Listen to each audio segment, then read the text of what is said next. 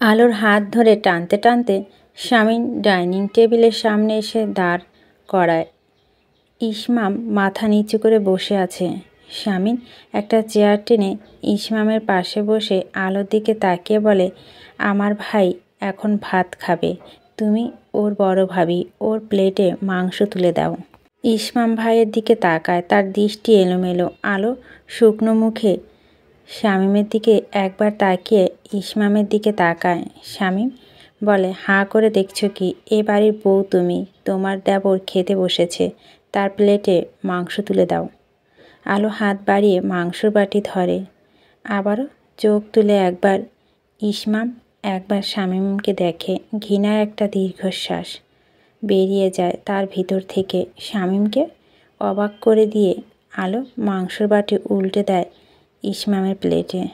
তারপর মাছ ভাজার বাটি, তারপর রোস্টের বাটি, তারপর দইয়ের বাটি, সব কিছু ঢেলে দেয় ইসমামের প্লেটের ওপরে।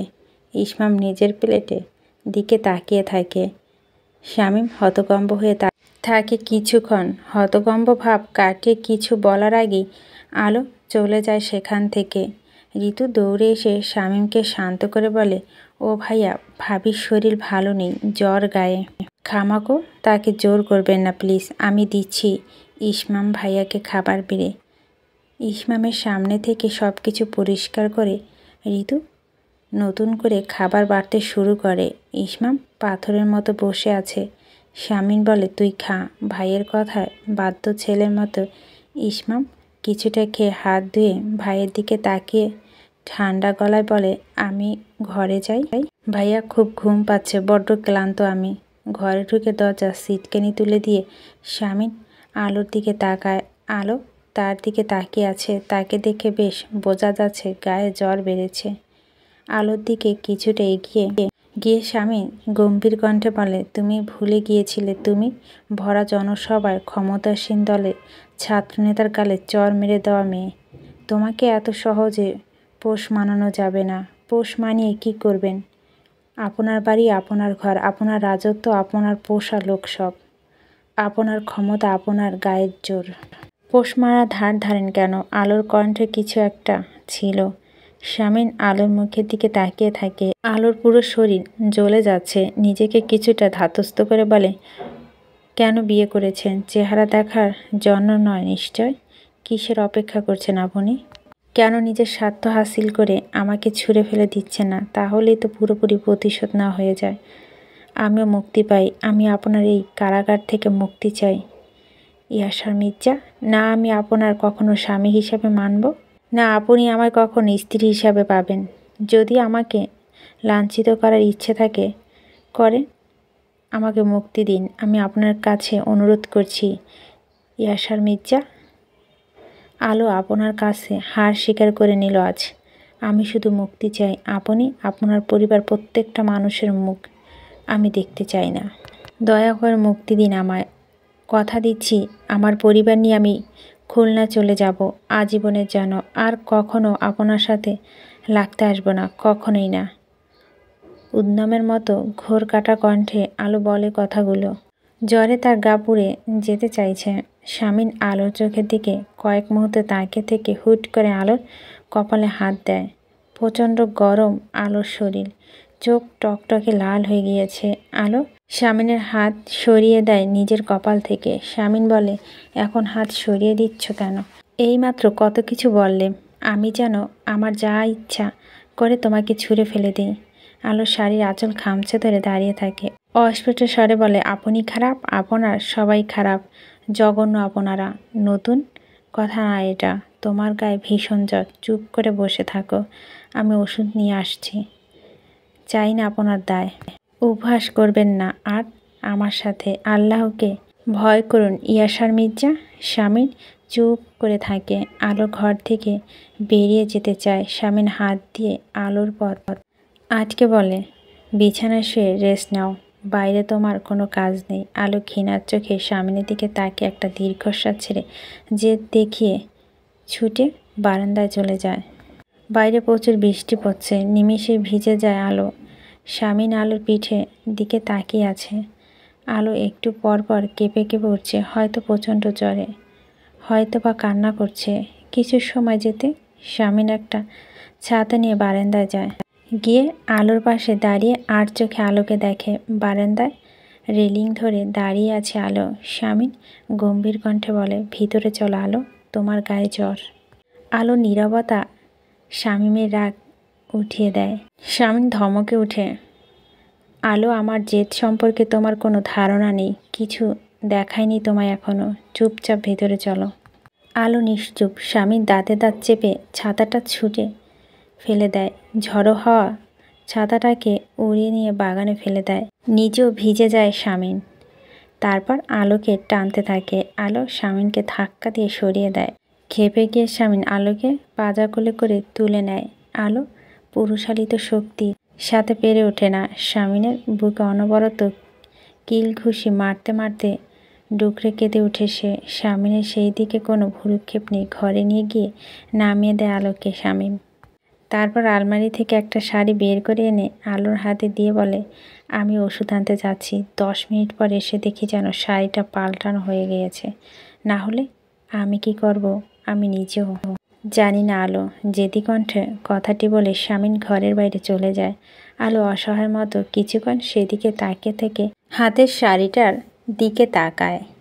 জ্বর বেড়ে গিয়েছে। নিঃশ্বাস নিতে বেশ কষ্ট হচ্ছে তার। কাঁপা কাঁপা হাতে শাড়ির কুচি ঠিক করে আঁচল তুলে দেয় শরীরে। পেছন থেকে আঁচলের অগ্রভাগ ডান কাঁধে টেনে দেয়। প্রচণ্ড শীত লাগছে শুরু করেছে। ওয়াশরুম থেকে বের হয়ে বিছানায় গিয়ে কিছুক্ষণ গুটিসুটি মেরে বসে থাকে। একটু পর আর বসে থাকতে না পেরে বিছানায় গা এলিয়ে দেয়। কিছু সময় চলে যেতেই গভীর ঘুমে তলিয়ে যায় আলো। ওষুধ নিয়ে এসে স্বামী দেখে আলো ঘুমিয়ে গিয়েছে। কিছুক্ষণ আলোর মুখের দিকে তাকিয়ে থেকে ওষুধ বক্সটা বিছানার পাশে লাগোয়া টেবিলে রাখে। তারপর আবারও আলোর মুখের দিকে তাকায়। জ্বরে চোখ বেয়ে পানি পড়ছে। স্বামীর মনে মনে নিজেকে নিজেই বলে উঠল, কী চাচ্ছ তুমি স্বামী আসার? এই মেয়েটার তেজ কমিয়ে দিতে তোমার 2 মিনিট সময় লাগবে না, অথচ তুমি তার সাথে এত সভ্যতা দেখাচ্ছ। মেয়েটার কাছে নিজেকে ক্লিন রাখা এত দায় তোমার? ও তো তোমার স্ত্রী, তোমার সম্পত্তি। জোর করে বিয়ে করেছ, তাহলে এখন কেন এত ভদ্রতা দেখাচ্ছ? বন্ধ করে রাখা সিলিং ফ্যানের দিকে অপলক দৃষ্টিতে কিছুক্ষণ তাকিয়ে থাকে ইসমাম। তারপর উঠে বসে ল্যাপটপে হাত দেয়। আমেরিকাতে তার বেস্ট ফ্রেন্ড অ্যালেক্সকে একটা মেসেজ লিখতে থাকে সে। ইংরেজিতে লেখা মেসেজটির অর্থ হলো, ছোটবেলা থেকে আমি সবসময় ভাইয়ার দামি টি শার্ট, দামি জুতো, দামি ঘড়ি ভাইয়ার থেকে কেড়ে নিয়েছি। কখনো কখনো বলার প্রয়োজন বোধ করিনি। ভাইয়ার পছন্দের সব জিনিস আমি পছন্দ করে ফেলতাম। ভাইয়াকে না জানিয়ে সেগুলো নিয়ে নিতাম। ভাইয়া কখনো প্রতিবাদ করতো না। অ্যালেক্স, ভাইয়া আমাকে ভালোবাসে তাই প্রতিবাদ করতো না। আমিও ভাইয়াকে ভালোবাসি। আজ ভাইয়া সে সব কিছু শোধ একসাথে তুলেছে। অ্যালেক্স আমার পছন্দের মানুষটাকে আমায় না জানিয়ে নিয়েছে ভাইয়া। আমার কি প্রতিবাদ জানানো উচিত অ্যালেক্স? মেসেজটা পাঠানোর 5 মিনিটের মধ্যে অ্যালেক্সের নাম্বার থেকে অনবরত ফোন আসতে শুরু করে। ইসমাম ফোনটা রিসিভ করে না। তার ফোন ল্যাপটপ থেকে অদ্রিতা আলো নামে মেয়েটি সমস্ত স্মৃতি পরম যত্নে মুছে ফেলতে থাকে। রাত তখন 9:30। আলোর জ্বর কিছুটা কমেছে। সে বিছানায় চুপচাপ বসে আছে। নিচে হাসাহাসি শব্দ শোনা যাচ্ছে। অনেক দিন পর ভাই বোন সব এক হয়ে খাবার টেবিলে বসে খাচ্ছে। ইসমাম চুপচাপ মাথা নিচু করে খাবার নাড়াচাড়া করছে। ইলহাম ইসমামের দিকে তাকিয়ে বলে, পাখির মতো ঘুরছিস কেন? সমস্যা কোথায়? সারাদিন রুমে মটকা মেরে বসেছিলি। বাংলাদেশ ভালো লাগে না? ইসমাম কিছু বলে না। স্বামীর কিছুক্ষণ পরে বলে ওঠে, ঠিক আছে, খেতে না চাইলে ঘরে গিয়ে ঘুম দে। রাতে গভীর ঘুমটা এখন প্রয়োজন তোর। ইসমাম সাথে সাথে উঠে দাঁড়ায়। তারপর দোতলায় উঠে যায়। শামীমের খাওয়া হয়ে গেলে সিতারার দিকে তাকিয়ে আলোর কথা জিজ্ঞেস করে, খেয়েছে? সিতারা শুকনো মুখে বলে, না খাবার, না ওষুধ, কিছুই ছুঁয়ে দেখেনি ভাইজান। শামীম উঠে দাঁড়ায়। আলো বিছানা থেকে নেমে ঘর থেকে বের হয়ে দরজার সামনে দাঁড়িয়ে যায়। ইসমাম নিজের ঘরের সামনে দাঁড়িয়ে আছে। মুখোমুখি দুটো ঘর। আলো ইসমামের দিকে তাকায়। ইসমামের দৃষ্টি সে পড়তে পারছে না আজ। তার মুখ ভাবলেশহীন। এখানে দাঁড়িয়ে আছো কেন? পিচাস কণ্ঠে শুনে আলো ইয়াসারের দিকে তাকায়। শামীম গম্ভীর কণ্ঠে বলে, খাবার খাওনি, ওষুধ খাওনি কেন? আলো কিছু বলে না। শামীম তখনও ইসমামকে দেখতে পায়নি, তবে সম্পূর্ণ মনোযোগ আলোর দিকে ছিল। আলো নীরবতাতে দেখে শামীম আলোর হাত ধরে ঘরে ঢুকায়, তারপর ঘরের দরজা বন্ধ করে দেয়। ইসমাম এক দৃষ্টি সেদিকে কিছুক্ষণ তাকিয়ে থেকে নিজের ঘরে ঢুকে দরজা বন্ধ করে দেয়। ল্যাপটপের সামনে বসে অ্যালেক্সকে একটা মেসেজ লেখে। ভাইয়ার উপর রাগ করার আগে আমি মরতে চাই অ্যালেক্স। আমি ওই মানুষটার উপর রাগ করতে পারবো না কিছুতেই। মেসেজটি দেখতে পেয়ে অ্যালেক্স আবারও ভিডিও কনফারেন্সে ফোন দিতে শুরু করে। ইসমাম মেসেজটি ডিলিট করে ল্যাপটপটা বন্ধ করে দেয়। খাবার প্লেটটা আলোর সামনে রেখে ধমকের সুরে বলে, খাও খাও বলছি। আলো মেঝের দিকে দৃষ্টি দিয়ে তাকিয়ে আছে। শামীম বলে, সব কিছু জোর না করলে হবে না দেখছি।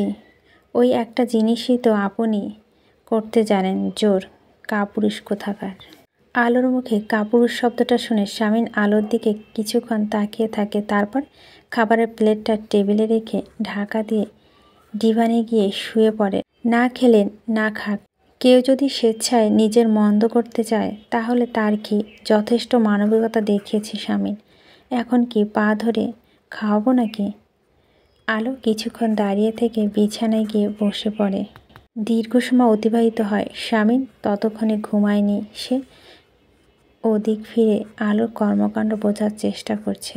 কোনো সাড়া শব্দ না পেয়ে একবার ঘুরে তাকায় সে। আলো চুপচাপ বসে আছে। শামীম কিছু একটা বলতে যাবে, ঠিক তখনই দরজা ধাক্কা দেয় ঈশিতা। জোরে জোরে চেঁচাতে থাকে সে। শামীম উঠে দরজা খুলে দেয়। ঈশিতা কাঁপা কাঁপা গলায় আর্তনা করে বলে উঠে, ইসমাম সিলিং পিল খেয়ে নিয়েছে ভাইয়া। ঈশিতার দিকে অবাক চোখে তাকিয়ে আছে শামীম। বোনের আতঙ্কিত মুখ দেখে তার ভিতরটা কেঁপে উঠল যেন। রুদ্ধশ্বাসে ছুটে গেল ইসমামের ঘরে। ঈশিতা ভাইয়ের পিছু পিছু ছুটে গেল। আলো বিছানার উপর পাথর হয়ে বসে আছে, তার দৃষ্টি দরজার বাইরে। ইসমাম বিছানায় চিত হয়ে শুয়ে আছে, বিড়বিড় করে কিছু একটা বলার চেষ্টা করছে। ইলহাম ওকে ধরে টেনে তোলার চেষ্টা করছে। ঋতু ভীত চোখে তাকিয়ে আছে ইসমামের দিকে। শামীম গিয়ে চেঁচিয়ে বলে উঠে, কি হয়েছে ছোটর, কি হয়েছে? ইলহাম আতঙ্কিত কণ্ঠে বলে, 12টা পিল 12টাই খেয়ে নিয়েছে ভাইয়া। শামীম গিয়ে ইসমামকে ধরে ফেলে, পিটপিট করে ভাইয়ার দিকে তাকানোর চেষ্টা করছে। ইসহাম চোখের পাতা ভারী হয়ে আসছে, তাই পারছে না তাকাতে। শামীম আঁতকে উঠে, অ্যাম্বুলেন্স ডাক, কুইক। আমি ঠিক আছি ভাইয়া, আই অ্যাম টোটালি ফাইন। ঘোরের মধ্যে বিড়বিড় করতে থাকে ইসমাম। ঈশিতা চেঁচাতে থাকে, কোন দুঃখে এটা করলি গদ্ধব, জবাব দে। সেটা বিশু, 4টা খেয়েছি মাত্র, এক চর মারবো তোকে। ইসমাম কথাটা শেষ করতে না করতে শামীম সজোরে একটা চর মারে ইসমামের গালে। তাল সামলাতে না পেরে বিছানার ওপর গিয়ে পড়ে সে। শামীম ঋতুর দিকে তাকিয়ে বলে, ওকে বমি করাতে হবে, লবণ ঘোলা পানি দিয়ে এসো নিতু তাড়াতাড়ি। ভাইয়া স্টপ প্লিজ, যাও তোমরা। বিড়বিড় করতে থাকে ইসমাম। ঋতু নিচে ছুটে যায়। ইলহাম ঘুমের ওষুধের পাতাটা শামীমের হাতে দিয়ে বলে, দেখো হাই পাওয়ারের, 12টাই খেলেছে। সত্যি বলছি ভাইয়া, 4টা খেয়েছি। বিছানায় উপুর হয়ে পড়ে থাকা ইসমাম অস্ফুট স্বরে বলে, ঋতু লবণগোলা পানি এনে শামীমের হাতে দাও। শামীম ইলহামের দিকে তাকিয়ে বলে, ওকে ধর শক্ত করে তোরা। ঈশিতা আর ইলহাম ইসমামকে শক্ত করে ধরে রাখে। ইসমাম পিটপিট করে তাকাচ্ছে শামীমের দিকে। শামীম ইসমামের থুতনি ধরে জোরপূর্বক লবণ ঘোলা পানিটা ইসমামকে গেলাতে থাকে। কিছুক্ষণ যেতেই গড়গড় করে বমি করে দেয় ইসমাম। শামীম একটু সময় নিয়ে আবারও লবণ পানি খাইয়ে দেয় ইসমামকে। বমি করে ইসমাম পেটে যা ছিল সব বের করে দেয়। ঈশিতা আর ইলহাম ভাইকে শক্ত করে ধরে রেখেছে। পুরোটা উগরে দিয়ে ইসহাম পুরোপুরিভাবে নিস্তেজ হয়ে পড়ে। ঋতু পানি এনে শামীমের হাতে দেয়। স্বামী ইসমামের চোখে মুখে পানি ছিটাতে থাকে। আলো ধীর পায়ে হেঁটে ইসমামের দরজার সামনে গিয়ে দাঁড়ায়। শামীম একটা চেয়ার টেনে ইসমামের সামনে বসে। ভাইয়া দু বাহু ধরে ঝাঁকুনি দিয়ে বলে, কয়টা খেয়েছিস বল? কসম ভাইয়া, 4টা খেয়েছি। এখনও ঘোর কাটেনি ইসমামের। শামীম ধমক দিয়ে বলে, পুরো পাতা খালি কেন বল? এগুলো আমি রেগুলার নেই ভাইয়া, ডাক্তারের পরামর্শে। আগে খেয়েছি বাকি 8টা। সত্যি বলছিস ভাইয়া? 4টা কেন খেতে গেলি? 4টা খাওয়া কি প্রয়োজন বল? কোনো মেয়ের জন্য খেয়েছিস? ইলহাম বিরক্ত হয়ে বিড়বিড় করে, কি শুরু করেছো ভাইয়া? প্লিজ যাও এখান থেকে ভাইয়া, ঘুম আসছিল না তাই খেয়েছি, এবার যাও। শামীম দ্বিতীয়বারের মতো ভাইয়ার গালে এক চড় বসিয়ে দেয়। ইসমাম গালে হাত দিয়ে ভাইয়ার দিকে তাকায়। শামীম গর্জে ওঠে, আমাকে বোকা পেয়েছিস? আমি কিছু বুঝি না তাই না? সারাদিন আমি তোকে লক্ষ্য করেছি, দেবদাস হয়েছিস তুই। দেবদাস অপদার্থ কোথাকার। ভাইয়া প্লিজ স্টপ, এসব কিছু না। শামীম চেঁচিয়ে বলে ওঠে, হুট করে দেশে আসা, সারাদিন মনমরা হয়ে থাকা, ঘুমের ওষুধ নেওয়া, আবার বলছিস কোনো মেয়ের জন্য না এসব। আমি বলদ তোর ভাই। ইসমাম ভাইয়ের দিকে তাকিয়ে থাকা শামীমের নরম হয়ে যায়। কাতর কণ্ঠে বলে ওঠে, সামান্য একটা মেয়ের জন্য এরকম একটা স্টেপ নিয়েছিস? একবারও আমাদের কথা ভাবলি না তুই? কোন মেয়ে বল? কোথাকার মেয়ে? বিদেশের নাকি এদেশি? তুই আমার নাম ঠিকানা দে, আমি ওই মেয়েকে তোর পায়ের কাছে এনে রাখবো। তুই এক্ষুনি নাম বল। আলো দরজার কাছে দাঁড়িয়ে শামীমের মুখের দিকে তাকিয়ে আছে। ঠোঁট জোড়া তার তাচ্ছিল্যের হাসি হাসি। ওই পিচাসটার কথা শুনে ইসমাম ভাইয়ের চোখের দিকে তাকিয়ে মনে মনে বলে ওঠে, কাকে পায়ের কাছে এনে ডাকবে তুমি ভাইয়া? তুমি তো তাকে নিজের বুকে টেনে নিয়েছ। শামীম নরম গলায় বলে, আমার ভাই শামীম ইয়াসারের ভাই এত সহজে হার মেনে নিয়েছে? বাবা ঠিকই বলে, তুই একটা অপদার্থ। ইসমান ম্লান হাসে, নিচু স্বরে বলে, ঠিকই বলেছ ভাইয়া, আমি তাই। শামীম ঈশিতার দিকে তাকিয়ে বলে, কিভাবে টের পেলি ও এই অকাজ করেছে? ওর ফোনটা খাবার টেবিলে ফেলে রেখে এসেছিল আমেরিকা থেকে। অ্যালেক্স নামে ওর কোনো বন্ধু অনবরত ফোন দিচ্ছিল। ফোনটা রিসিভ করতে সে বলে, ইসরাম নাকি সুইসাইড করার চেষ্টা করছে, ওকে আটকাতে হবে। আমি আর মেজো ভাইয়া ছুটে এলাম। দেরি না করে ডুপ্লিকেট চাবি দিয়ে দরজা খুলে দেখি মরার মতো পড়ে আছে গাধাটা। শামীম ইসমানের দিকে তাকায়, দাঁতে দাঁত চেপে বলে, এত দূর কোথাকার কোন অ্যালেক্স টের পেল তোর কষ্ট আর আমরা ভেসে এসেছি? আমাদের বলা যেত না? ইসমান মাথা নিচু করে রাখে। শামীম গভীর কণ্ঠে ঈশিতাকে বলে, ওর ব্যাগ জিনিসপত্র চার্জ কর, আরও স্লিপিং পিলস আছে নাকি দেখ, বাজাজপ্ত কর সব। ঈশিতা মাথা নাড়িয়ে ইসমানের লাগেজ খোলে। ইসমান বলে, স্টপ ভাইয়া, অনেক গোয়েন্দাগিরি করেছো, ট্রাস্ট মি, আমি সুইসাইড করতে চাইনি। অ্যালেক্স একটু পাগল, ওর ওষুধ নিয়ে গেলে কি হবে? সুইসাইড করতে চাইলে তো সিলিংয়ের সাথে ঝুলে পড়তে পারতি, হাতে শিরা কাটতে পারতি।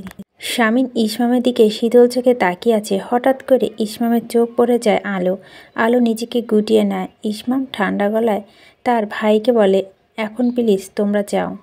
তুমি যাও ভাইয়া, বড় ভাবি বিরক্ত হচ্ছে, ভাবিকে নিয়ে ঘরে যাও। I am totally fine.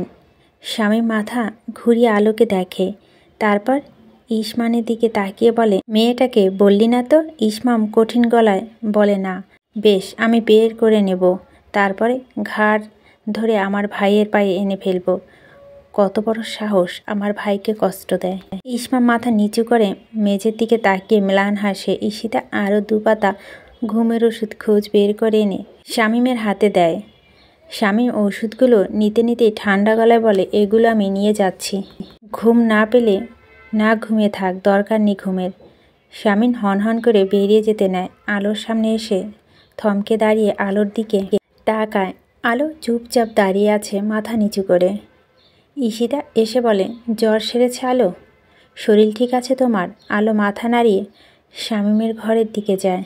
Shamim ইসমামের দিকে আরও একবার তাকিয়ে বলে, ফ্রেশ হয়ে চুপচাপ শুয়ে থাক, সকালে কথা হবে। ঘরে ঢুকে সোজা গিয়ে ডিভানের গায়ে এলিয়ে দেয় শামীম। অনেক রাত হয়ে গিয়েছে, কাল কিছু ইম্পর্টেন্ট কাজ রয়েছে, এখন একটু ঘুমিয়ে নেওয়া প্রয়োজন। দু চোখ বন্ধ করার আগেই আলোর দিকে একবার তাকায় সে। থমথমে মুখ নিয়ে বিছানায় বসে আছে চুপচাপ। শামীম আনমনে হেসে ফেলে। গুটিসুটি মেরে বসে থাকা কোনো প্রতিযোগিতা হলে এই মেয়ে অ্যাওয়ার্ড রেকর্ড করত। মায়ের গর্ভে শিশুরা যেভাবে হাত পা গুটিয়ে রাখে, এই মেয়েটাও সেভাবে বসে থাকে। শামীম বেশ অবাক হয়। সাইজের ছোটোখাটো এক মেয়ে তুলে একটা আছাড় মারা যায়, কোলে তুলে মনে হয় একটা শিমুল তুলোর বালিশের সমান ওজন। সেই মেয়ে শামীমকে প্রাণে মারারও হুমকি দেয়, কারণ সে ক্যারাতে জানে। তাই সে বিশ্বাস করে নিজের একটা বালিশ হয়ে ৭৬ কেজি ওজনের ইয়াশা মির্জাকে ঘায়েল করবে। কতটা আত্মবিশ্বাসী এই মেয়ে!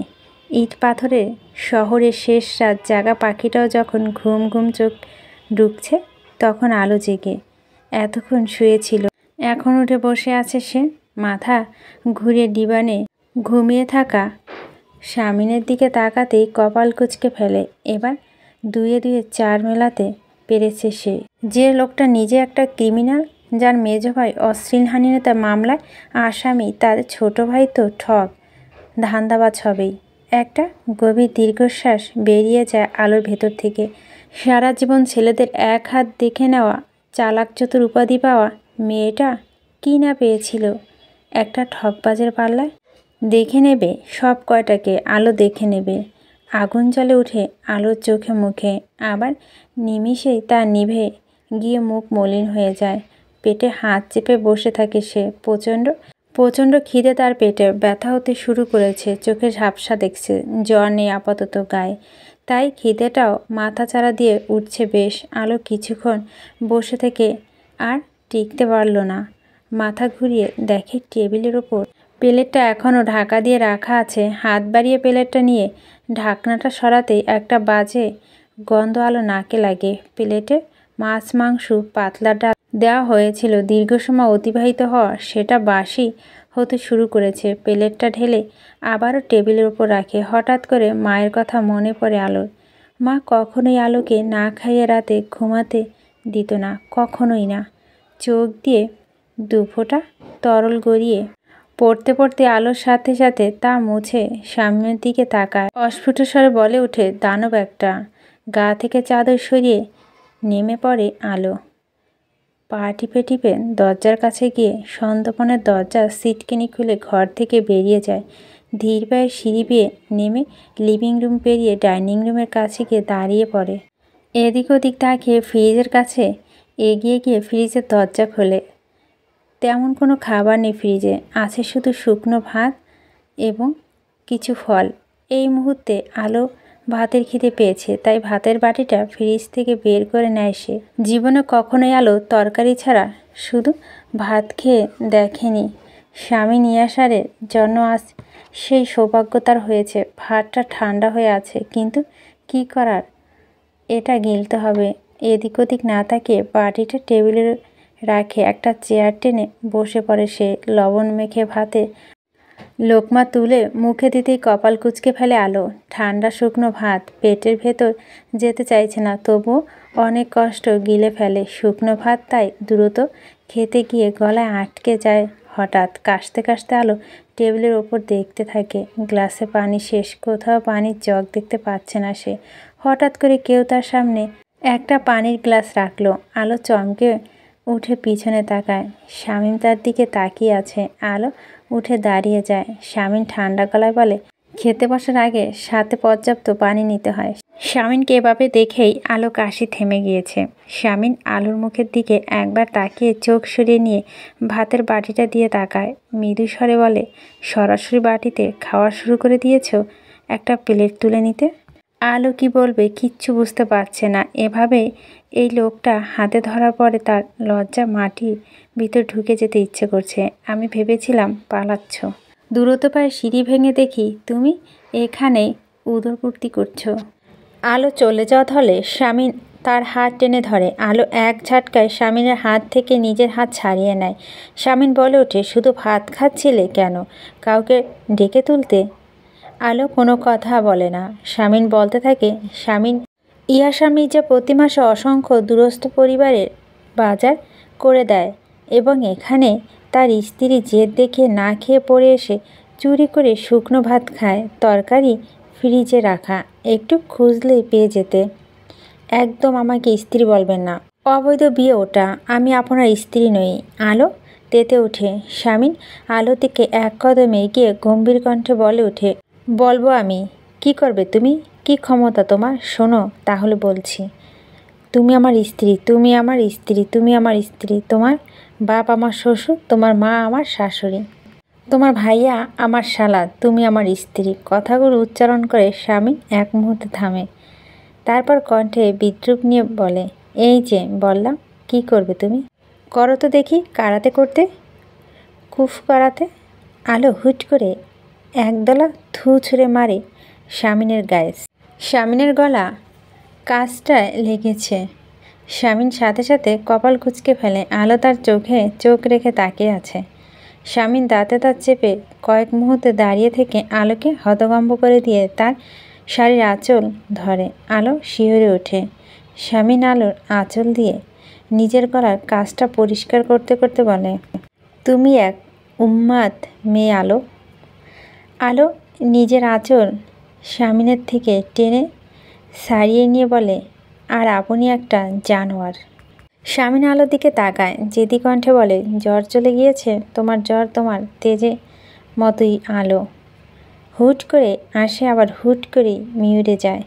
আলো কিছু বলে না। শামীন বলতে থাকে, উদরমূর্তি হয়ে গিয়েছে, ঘরে চলো। আমি রাত জেগে তোমাকে এখানে বসে পাহারা দিতে পারবো না। শেষ রাতের দিকে ঘুমিয়েছিল আলো, তাই আজ অনেকটা দেরি করে উঠেছে। পর্যাপ্ত ঘুমের অভাবে বেশ কাহিল লাগছে নিজেকে। শরীর এখনও খুব ক্লান্ত। ধীরে ধীরে উঠে বসে। এদিক ওদিক তাকিয়ে দেখে পিচাসটা ঘরে নেই। জানালা থেকে তেজি রোদ আলোর নরম ত্বক পুড়িয়ে দিতে চাইছে। দুহাতে গাল ঢেকে কপাল কুঁচকে আলো বসে থাকে কিছুক্ষণ। তারপর বিছানা থেকে নেমে সোজা ওয়াশরুমে চলে যায়। মুখে পানি ঝাটকা দিয়ে ওয়াশরুমে আয়নায় নিজের চেহারার দিকে তাকিয়ে থাকে সে। আলোর গায়ের রং উজ্জ্বল শ্যামলা, কিন্তু আজ তাকে আরও অনেকটা বেশি উজ্জ্বল লাগছে। সারাদিন বন্দিশালায় আটকে থাকে সে। তাকে সূর্যের বেগুনি রশ্মি ছুঁতে পারে কই? মাত্র কয়দিনে গায়ের রং এতটা বদলে গিয়েছে। হাত বাড়িয়ে তার টুথব্রাশ তুলে নিতেই চোখ পড়ে শামীন ইয়াসের টুথব্রাশ। নিজে যেমন দানব আকৃতি, তেমন তার টুথব্রাশটাও দানব আকৃতি। আলোর ইচ্ছে করছে টুথব্রাশটাকে ওয়াশরুমে কোমোটের মধ্যে চুবিয়ে রেখে দিতে। ওই লোকটার জন্য এর চেয়ে ভালো আপ্যায়ন আলো জানে না। নিজের ইচ্ছেকে দমিয়ে ফেলে হাত মুখ ধুয়ে আলো বের হয়ে যায়। ওয়াশরুম থেকে হেঁটে সোজা ঘরে থেকে বের হয়ে দোতলায় লিভিং রুমের কাছে যেতে দাঁড়িয়ে পড়ে আলো। ইসমাম দাঁড়িয়ে আছে। আলো নিজেকে গুটিয়ে নিয়ে ইসমামকে পাশ কাটিয়ে চলে যেতে নিলেই ইসমাম মৃদুস্বরে বলে, অদ্রিতা। শামীমের দিকে কিছুক্ষণ তাকিয়ে থেকে আতাউর আলম দরজা থেকে সরে দাঁড়ায়। শামীন ভিতরে ঢোকে। শামীনের পিছু পিছু কয়েকজন লোক ব্যাগ হাতে ঢোকে। বসার ঘরে এক পাশে ব্যাগগুলো রেখে তারা চলে যায়। রেহানা ধীর পায়ে বসার ঘরে দিকে এসে থমকে দাঁড়ায়। চোখ মুখ আতঙ্কে ছেয়ে যায় তার। আতাউর আলম নিচু স্বরে কিন্তু কণ্ঠে ঘৃণা নিয়ে বলে, এগুলো কি? শামীন সোফায় পায়ের উপর পা তুলে বসে বলে, প্রথমবার শ্বশুরবাড়িতে এসেছি, খালি হাতে তো আসা যায় না। আমি শামীন ইয়াসা মির্জা। রেহানা ব্যাকুল কণ্ঠে বলে, বাবা, আমার মেয়েটাকে ছেড়ে দাও।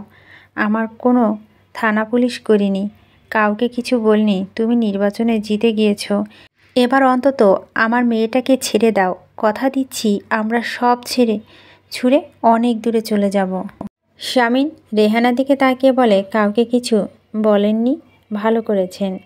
আমার বাবা চেন্নাই থেকে আসলে বড়সড় রিসেপশন অনুষ্ঠান করে আমি সবাইকে জানিয়ে দেব আমি বিয়ে করেছি। আর আপনার মেয়েকে ছেড়ে দেওয়ার কথা যদি বলেন তাহলে বলবো, শামীন ইয়াসার একবার যে জিনিসটা নিজের নামে করে নেয় সেটা সে হাত ছাড়া করে না। রেহানা ভেজা চোখে তাকিয়ে আছে শামীনের দিকে। আতাউর আলম বলে, কি চাইছো তুমি ইয়াসা? আর কি চাইছো? মেয়েটাকে অন্তত একটু কথা বলতে দাও আমাদের সাথে। দেব। জামিলের জ্ঞান ফিরুক। একেবারে নিমন্ত্রণ করে নিয়ে যাব আপনাদের আমার বাড়িতে। মেয়েকে প্রাণ ভরে দেখে আসবেন। আতাউর আলম অবাক চোখে তাকিয়ে আছে ইয়াসার দিকে। বলে, জামিলের সাথে আমার কি সম্পর্ক? কুপিয়েছেন, আবার বলেছেন কি সম্পর্ক? কেন এক কথা বারবার বলছো ইয়াসা? আমি তো বলেছি এসবে আমি জড়িত নয়। থানা হুমকিটা আমি এমনিতে দিয়েছিলাম, রাগের মাথায়। কোনো উদ্দেশ্য ছিল না আমার। ইয়াসা তাচ্ছিল হাসি হাসে, তারপর বলে, হেনা জামিলের স্ত্রী, আপনার মেয়ের বয়সী, 7 মাসের গর্ভবতী। আপনার লোক তার সামনে তার স্বামীকে কুপিয়েছে। আচ্ছা, এত ভং ধরে থাকেন কিভাবে আপনি? মানুষের সামনে ইনোসেন্ট ফেস নিয়ে ঘুরে বেড়ান, সিম্পেথি নেন তাদের। আতাউর থতমত মুখ নিয়ে তাকিয়ে আছে ইয়াসার দিকে। ইয়াসা বলে, আজ উঠি। মেয়ের জন্য চিন্তা করবে না, সে ভালো আছে। অবশ্যই তার ভালো থাকা আপনাদের উপর নির্ভর করছে। চুপচাপ থাকুন এবং জামিলের জন্য দোয়া করতে থাকুন। যদি মেয়ের সাথে কথা বলতে চান তো। আলো চুপচাপ দাঁড়িয়ে আছে। ইসমাম নিচু স্বরে বলে, সামনাসামনি তুমি বেশি সুন্দর অদ্রিজা। আলো অগ্নিদৃষ্টি দিয়ে ইসমামের দিকে তাকায়, কণ্ঠে ঝাঁস নিয়ে বলে, আমি তোমার ভাইয়ের স্ত্রী ইসমাম, তোমার ভাবি হই। ইসমাম হেসে ফেলে, ঠান্ডা গলায় বলে, আমি ভাবিকে বলেছি কথাটা। ছোট দাপট তোমার, একটু মশকরা করলাম। আলো কপাল কুঁচকে চলে যেতে নেয়। ইসমাম বলে, ভাইয়া তোমাকে তুলে এনে বিয়ে করেছে? আলো দাঁড়িয়ে পড়ে। ইসমাম বলে, ভাইয়াকে আমি ছোট থেকে দেখছি, এতটা প্রতিশোধপরায়ণ ছিল না সে। তোমার ওই একটা চর তাকে এলোমেলো করে দিয়েছিল। আলো শীতল চোখে ইসমামের দিকে তাকায়, কণ্ঠে বিদ্রুপ নিয়ে বলে, কাল রাতে কি নাটক করছিলে ওটা? কেন বলে দিচ্ছ না নিজের ভাইকে সব? সাহস নেই তাই না? বলে দাও সবটা, তারপর 2 ভাই সাপ আর বেজি হয়ে কামড়াকামড়ি করে মরে যাও, এটাই আমি চাই। ইসমাম ম্লান হাসে, নরম সুরে বলে, সেটা কখনোই হবে না অদ্রিতা। আমি ভাইয়ের জন্য নিজের জীবন দিতে পারি। তুমি তো আমার জীবনে মাত্র একটা অংশ ছিলে। ভাইয়া যখন ধরে নিয়েছে তুমি তার মানে তুমি তার। আলো দাঁতে দাঁত চেপে দাঁড়িয়ে থাকে। ইসমাম বলে, মায়ের পরে পৃথিবীতে আমি ভাইয়াকে বেশি ভালোবাসি। সেই ভালোবাসার কাছে সব কিছু তুচ্ছ। তোমরা সবাই এক, সবাই জঘন্য। তোমরা ইবলিশের বিশেষায়িত বংশ। তোমাদের নাম রাখা ভুল হয়েছে। তোমাদের নামের পাশে ইবলিশ শব্দটা এবিট করে বসিয়ে নেবে। আলোর কণ্ঠে তেজ নিয়ে অত্যন্ত স্পষ্টভাবে উচ্চারণ করে শব্দগুলো। ইসমাম আলোর চোখের দিকে তাকিয়ে আলোর চোখে তাদের পরিবারের প্রতি ঘৃণার পরিমাণ দেখতে থাকে।